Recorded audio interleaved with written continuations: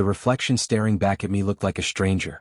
I stood before the full-length mirror, drowning in layers of ivory silk and delicate lace, my face powdered and perfected until I barely recognized myself. The makeup artist had done her job well, too well, because she'd hidden the dark circles beneath my eyes, the ones that had kept me company for weeks. My lips, now a perfect shade of rose, trembled as I tried to hold back the sob clawing up my throat. "This is not a wedding dress," I whispered to the empty room, my voice barely audible over the soft classical music playing in the background. "It's a prison uniform." "Miss Seraphina?" The wedding planner's assistant peeked into the dressing suite, smiling a little too brightly. "It's time. Time to walk down an aisle lined with white roses and chandeliers, time to pledge myself to a man I didn't choose, time to bury what was left of my freedom." I smoothed my dress with shaking hands, though my palms were clammy, and forced myself to breathe. I thought of my mother's face the day Lucien Kane came to our house, his crisp suit a sharp contrast to our humble living room. I remembered the way her shoulders slumped when he explained the debt my father had left behind, a debt so large it could swallow everything we owned. He'd given us two choices: pay him back in cash or pay him back with me. I tried to fight. God, I'd screamed. But my mother's voice was quiet, broken. "If you don't do this, we lose everything, Sarah. Your brother's school. Our home. Everything." And so here I was. A knock on the door startled me. "You ready?" a deep, smooth voice asked, a voice that rolled over me like smoke. Lucien Kane didn't wait for an answer before stepping inside. He filled the doorway, tall and broad-shouldered, the black of his tailored suit making him look like some kind of dark deity. His presence sucked the air from the room.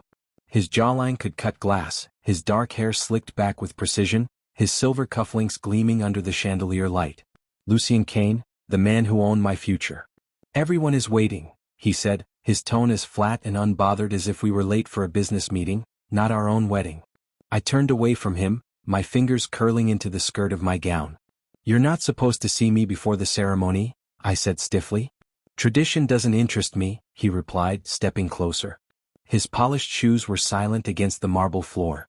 "What interests me is making sure my bride doesn't decide to run." I stiffened. His eyes, sharp, glacial gray, roamed over me with a look that wasn't quite soft but wasn't cruel either.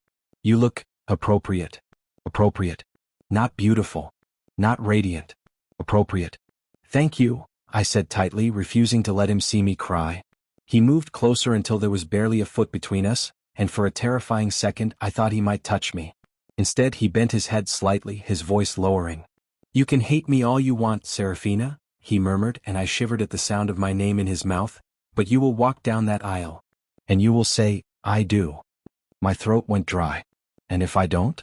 One corner of his mouth curved upward, but it wasn't a smile. "Then your family will pay for it. In ways you don't want to imagine." I swallowed hard, my stomach twisting. Satisfied with my silence, he straightened, tugging his suit jacket into place. "Good. 5 minutes." He left as quickly as he'd come, leaving behind the faint scent of expensive cologne and the echo of my racing heart.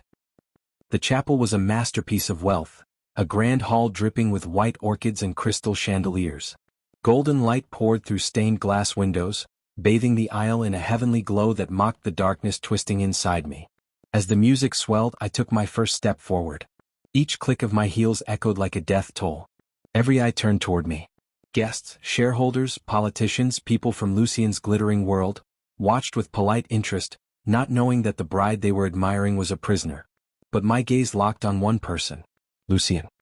He stood at the altar like a king awaiting his queen, his suit perfectly pressed, his tie a crisp black slash against his white shirt. His expression was unreadable, but his eyes, oh, those eyes. They pinned me in place, sharp and possessive, as if he could see through the silk and lace and straight into my soul. My legs wobbled by the time I reached him. He offered me his hand, large, strong, steady, and I hesitated a fraction of a second before placing mine in his. His grip tightened ever so slightly, just enough to remind me he was in control. The officiant began to speak, but I barely heard a word. My pulse pounded in my ears, my chest constricting as the moment drew nearer. "Do you, Seraphina Vale, take Lucien Kane to be your lawfully wedded husband?" I froze. The room went silent. I felt Lucien's hand tighten on mine, not painfully but firmly, a warning. My lips trembled. "I." His eyes bore into me, a silent threat, or maybe a promise. "I do," I whispered. Lucien's expression didn't change, but something flickered in his eyes, something dangerous and satisfied. When it was his turn, his answer came smooth, confident, unshaken. "I do." And just like that, I was his. The officiant pronounced us husband and wife, and Lucien's hand slid to the small of my back as he turned me toward the guests. His touch burned through the fabric of my dress. He leaned down, his lips close to my ear, his words meant for me alone. "You're mine now, Seraphina," he murmured, his voice soft and lethal. "And I don't share what's mine." The crowd erupted in polite applause, but I barely heard it. My heart pounded as we walked back down the aisle together, his grip on me unyielding as if he thought I might run even now. And maybe I would have, if I hadn't been too busy wondering what kind of hell I'd just married into. The car ride to the reception was silent, except for the low hum of the engine. I sat stiffly, my hands knotted in my lap, while Lucien sat beside me like a carved statue, cool, composed, terrifyingly calm. "You look pale," he remarked finally, glancing at me. "Maybe that's because I just got forced into a marriage I didn't want," I snapped before I could stop myself. His head turned toward me slowly, and I caught the faintest glint of amusement in his eyes. "Careful, wife. You're forgetting who you're talking to." I bit the inside of my cheek, furious at myself for giving him the satisfaction of a reaction. "You'll get used to it," he said after a pause, his voice infuriatingly casual. "I won't," I said softly, staring out the window at the glittering city rushing past. His hand moved suddenly, catching my chin and turning my face toward him. "Yes, you will," he said quietly, his tone soft but dangerous. "Because I don't tolerate disobedience. Not from anyone. And certainly not from my wife." For a long moment we just stared at each other, me defiant and afraid, him calm and unreadable. Then he let go and leaned back as though the conversation were over. But it wasn't over. Not for me. Because I knew in that moment that if I wanted to survive this marriage, if I wanted to survive Lucien Kane, I'd have to do more than obey. I'd have to understand him. Even if it meant walking straight into the devil's fire. The first thing I noticed about Lucien Kane's penthouse was how cold it felt. Not cold as in temperature, though the air was crisp and perfectly climate-controlled, but cold as in soulless. Glass walls stretched from floor to ceiling, offering a glittering view of the city skyline. Everything was sleek and minimal, marble floors, leather furniture, black and chrome finishes. It looked less like a home and more like a magazine spread. There were no family photos. No warm colors. No trace of the man who lived here, except for the faint scent of his cologne lingering in the air. "Welcome home," Lucien said dryly, his voice cutting through the silence. I turned to face him, clutching my bouquet until my fingers ached. "If this is supposed to be home," I said, "why does it feel like a prison?" One dark brow arched. "Because you're looking for comfort. And comfort isn't something I offer." He walked past me, loosening his tie with one hand, already acting as though this were just another night for him. As though he hadn't just dragged me into the most important contract of my life. "Follow me," he said without looking back. I hesitated but did as I was told. He led me through the penthouse, his footsteps purposeful and quiet. We passed a sleek kitchen with spotless counters, a living room with furniture too expensive to actually sit on, and a hallway that led to a series of closed doors. Finally he stopped in front of one. "This is your room." I blinked. "My room?" "Yes," he said, turning the handle and pushing the door open. "You didn't think we'd be sharing a bed tonight, did you?" Heat flared in my cheeks. "You're the one who forced me to marry you. Why stop short now?" He glanced over his shoulder, his eyes glinting. "Because I'm not interested in taking what isn't willingly given." That startled me more than it should have. The room itself was stunning, cream-colored walls, a king-sized bed draped in white linens, a private balcony overlooking the city. It was more beautiful than any bedroom I'd ever had. And yet it felt like a cage. Lucien leaned against the doorframe, crossing his arms. "There are a few rules you need to know," he said. 1. You don't leave this penthouse without my permission. 2. You don't talk to the press ever. 3. You do not interfere in my business. Understood? My throat tightened. "And what happens if I break one of your rules?" For a moment he didn't answer. Then he stepped into the room, closing the space between us until my back hit the edge of the bed. "You won't," he said softly, his voice like a blade hidden in velvet. "Because you're smart enough to know that I always collect what I'm owed." I swallowed hard, refusing to look away. "You can't keep me locked up forever." "Forever?" A dark, humorless smile tugged at his lips. "No. Just until you understand how this works." And with that, he left, closing the door behind him with quiet finality. I didn't sleep much that night. Instead, I sat on the edge of the bed, staring out at the glittering skyline. Somewhere out there, people were laughing, drinking, living freely, completely unaware that just a few floors above them, a girl sat in a cage of gold, trying to figure out how to escape. By morning I had a plan. If Lucien thought he could keep me locked away like some obedient trophy wife, he was wrong. I wasn't going to sit here and rot. I was going to find out everything about him, every secret, every weakness, and then I'd use it to win my freedom. But that was easier said than done. 3 days passed before I saw him again. I was in the kitchen, standing barefoot on the cool marble floor, drinking coffee I'd made myself. Despite the silent housekeeper who occasionally restocked the fridge, I was mostly alone, and the quiet was starting to eat at me. The sound of the door unlocking made me jump. Lucien stepped inside, his presence immediately filling the room. He was still in his suit, but the tie was gone, his shirt collar slightly undone. He looked tired, not that he'd ever admit it, but there was something dangerous about the way he carried himself, like a man who had just come from war. "You're still here," he said, almost as though he'd half expected me to vanish. "You made sure I couldn't leave," I replied, keeping my voice cool.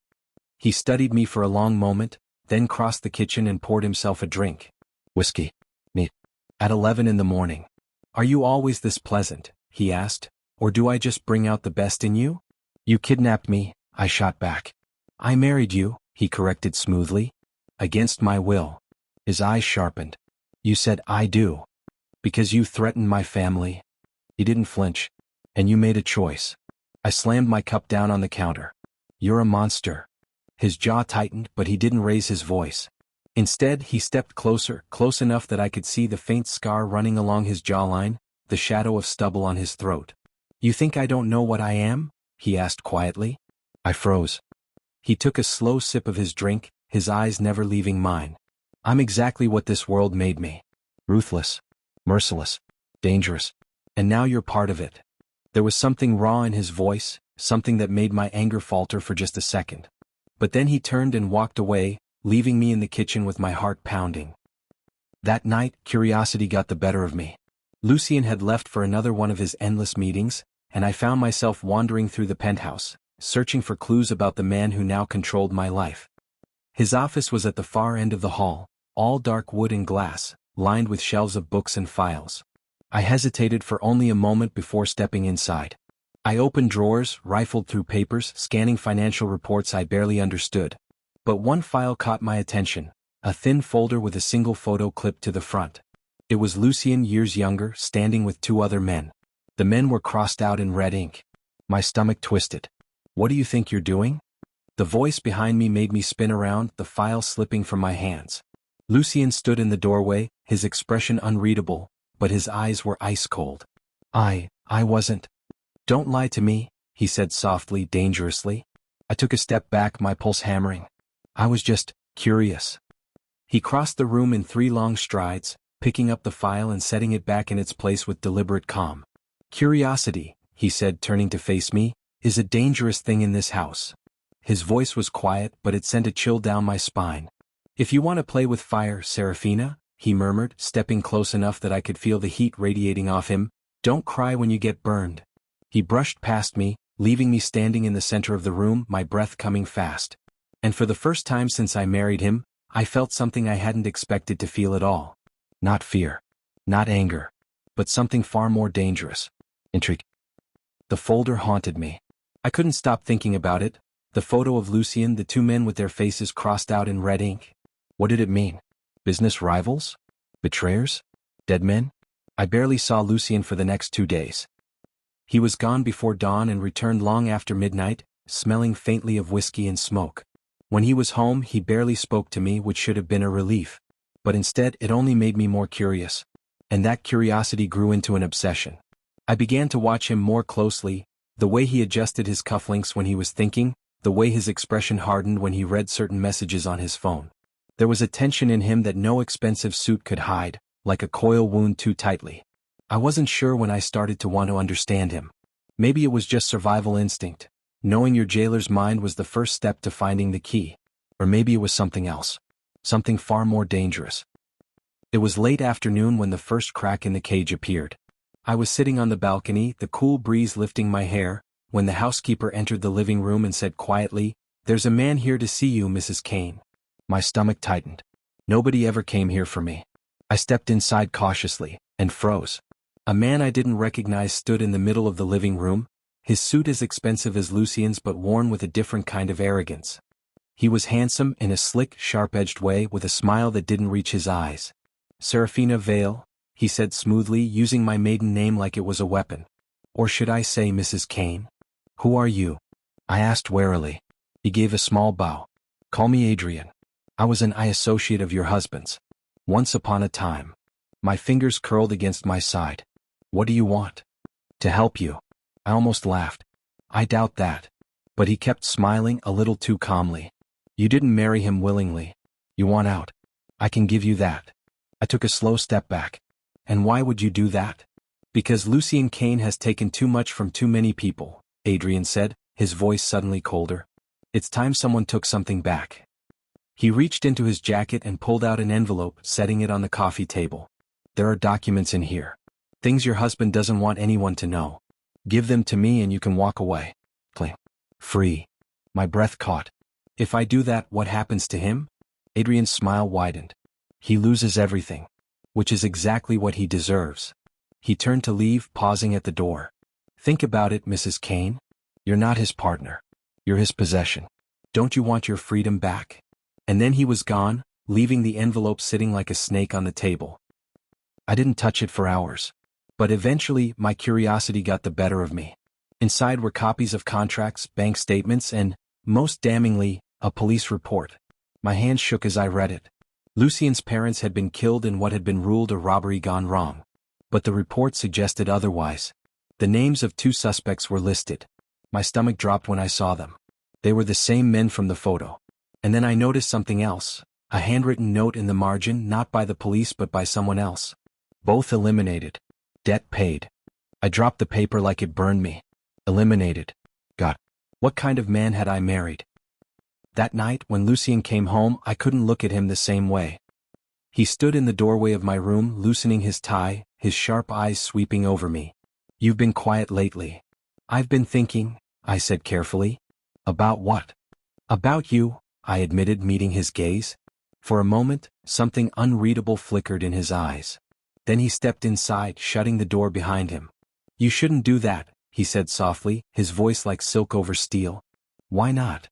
I whispered, my heart pounding. He moved closer, his presence overwhelming, until there was barely any space between us. "Because the more you know about me, Seraphina," he murmured, "the harder it will be to walk away." His words sent a shiver down my spine. "Maybe I don't want to walk away," I said before I could stop myself. His hand came up, brushing a strand of hair from my face, his touch almost gentle. "Almost. Be careful, wife," he said softly. "You don't know what you're asking for." Then he left me standing there, trembling, with anger, with confusion, and with something I refused to name. I couldn't sleep. The city lights glowed through my balcony doors as I sat on the edge of my bed, staring at the envelope on the dresser. I could destroy Lucien with this. I could be free. But freedom meant betraying him. And that thought hurt far more than it should have. When I finally fell asleep, I dreamed of him, of his hands on my skin, his voice whispering my name like a dark promise. And when I woke up, I knew 2 things. I wasn't giving Adrian the documents. But I wasn't giving them back to Lucien either. Not yet. Because I wanted answers. And I was going to get them, even if it meant playing with the devil himself. The next evening, I found Lucien in his office, a glass of whiskey in one hand, staring out at the city. "I know about your parents," I said quietly. He turned slowly, his expression sharpening into something dangerous. "Who told you that?" "I found the report," I admitted, lifting my chin. "I know about the suspects. I know they're dead. And I know you were involved." For a moment, silence stretched between us, thick and suffocating. Then Lucien set down his glass, his movements controlled. "You think you know the whole story?" he asked, his voice soft, deadly. "I know enough," I said, though my voice shook. "No," he said, stepping toward me until I had to tilt my head back to meet his gaze. "You know just enough to be in danger." His hand came up, not to hurt me but to cradle my jaw, his thumb brushing my cheek. "I don't like threats in my house, Seraphina," he murmured. "Not from enemies. And not from you." I'm not threatening you, I said breathlessly. Aren't you? He let go of me, stepping back, his eyes burning. If you want to know the truth, he said finally, then ask me. Don't go digging where you don't belong. And then, for the first time since I'd married him, he told me something real. They didn't just kill my parents, he said quietly. They set me on fire. And everything I do now is to make sure it never happens again. His voice was calm, but I could feel the rage coiled beneath it, hot and unrelenting. When he looked at me again, there was no softness left. You want to stay in this marriage? Fine. But understand this, you're in my world now. And there are no second chances here. He turned back to the window, dismissing me, but my chest felt too tight to breathe. Because I wasn't sure what terrified me more, the man he was, or how much I wanted him anyway. The storm broke 3 nights later. Lucien had been distant ever since our confrontation in his office. Colder, quieter, more watchful.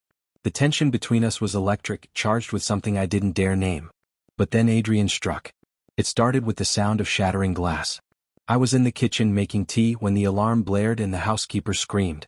My heart slammed against my ribs as I spun around, and saw 3 masked men storm into the penthouse, guns drawn.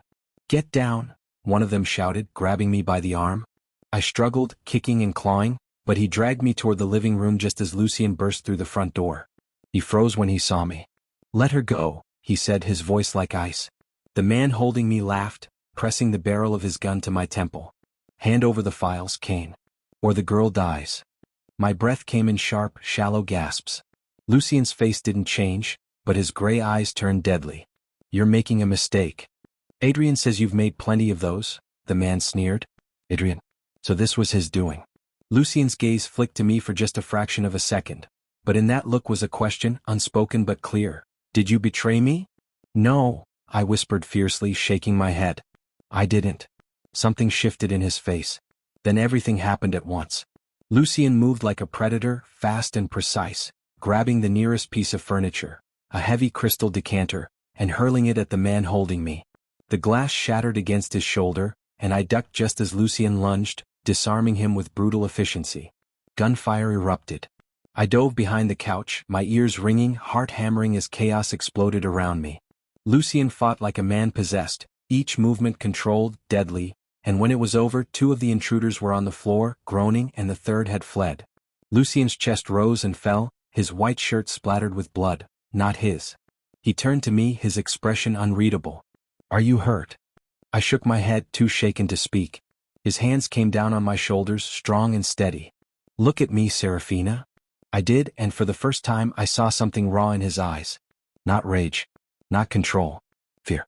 He pulled me into his arms without warning, holding me so tightly I could barely breathe. If anything had happened to you. I'm fine, I whispered, my voice breaking. No, he said harshly, pulling back just enough to look at me. You're not fine. You're mine. And I nearly lost you tonight. His words hit me like a blow, and before I could think better of it, I cupped his face in my hands.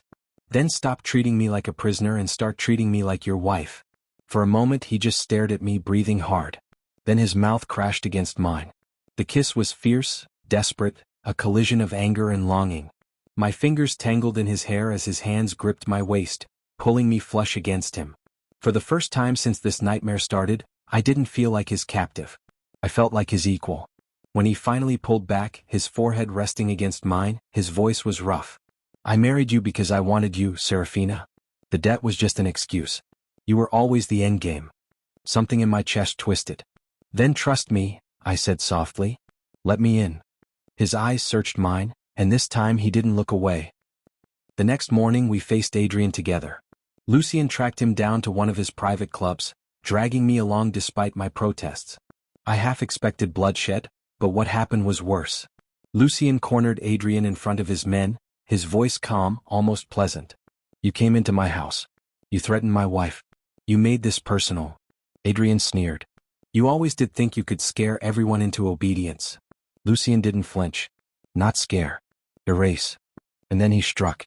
It wasn't with violence, not yet, but with information. Lucien laid out documents of Adrien's own crimes, quietly dismantling his empire in front of him. One by one Adrien's men began to back away, leaving him exposed. You're finished, Lucien said softly, almost kindly.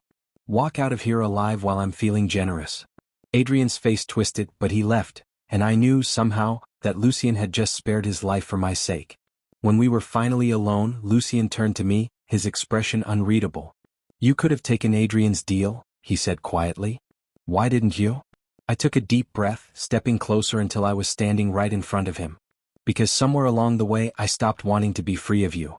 His breath caught just slightly. "I don't want to run anymore, Lucien," I said, my voice steady. "If I'm going to be married to the devil, I'd rather be the devil's queen." For a long moment, silence stretched between us. Then he reached for me, his hand settling on the small of my back, pulling me close until our foreheads touched. "Be careful what you wish for," he murmured, but there was no warning in his voice this time, only something dark and promising. "I'm not afraid," I whispered.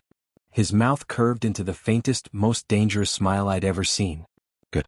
Then it's time you learned what it really means to stand by my side." And for the first time since this all began, I didn't feel like I was falling into hell. I felt like I belonged there.